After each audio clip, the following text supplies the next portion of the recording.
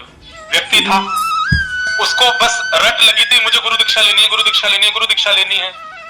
ना दीक्षा का मतलब जानते ना गुरु का मतलब जानते, बस दीक्षा लेनी है। किसी से कहा, बोले मुझे गुरु दीक्षा लेनी है, बोले ले लो। किन से लोगे? बोले कोई भी अच्छे संतों से दिला दो। तो ऐसी कहते, बोले ये बढ़िया महात्मा, इनसे ले लो।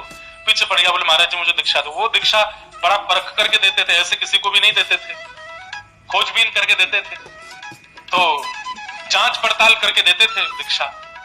1 दिन 2 दिन 10 दिन 20 दिन 22 दिन 25 दिन हो गए, जब भी वो महात्मा मिले वो यही कहे मुझे दीक्षा दे दो, रो रो करके कहे। महात्मा जी ने 1-2 प्रश्न किए, दीक्षा का मतलब क्या होता है ये बता दो, हम दीक्षा दे देंगे। बोले ये नहीं पता। बोले गुरु का मतलब बता दो। बोले ये भी नहीं पता। तो फिर तुम्हें कुछ पता ही नहीं तो फिर दीक्षा क्यों? बोले नहीं बस दीक्षा चाहिए, हमने सुना है दीक्षा लेने से उद्धार होगा। अरे बिना जाने कैसे उद्धार हो जाएगा?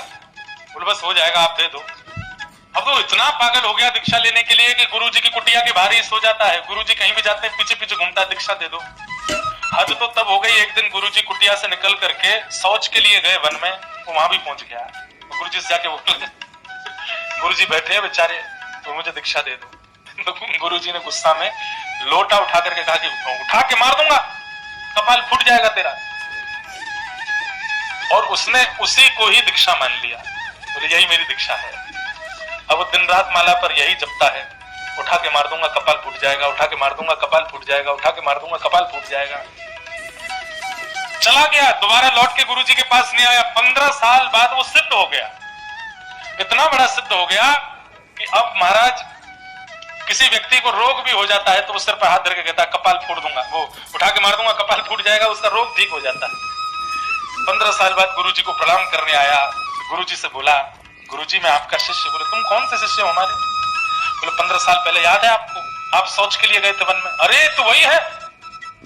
अरे 15 साल तक तो दिखा नहीं। कहा? बोले आपने दीक्षा दी तो थी। बोले मैंने कब दी? बोले आपने कहा था उठा के मार दूंगा कपाल फूट जाएगा, मैंने उसी को गुरु मंत्र मान लिया। बोले उसको गुरु मंत्र मान के क्या किया?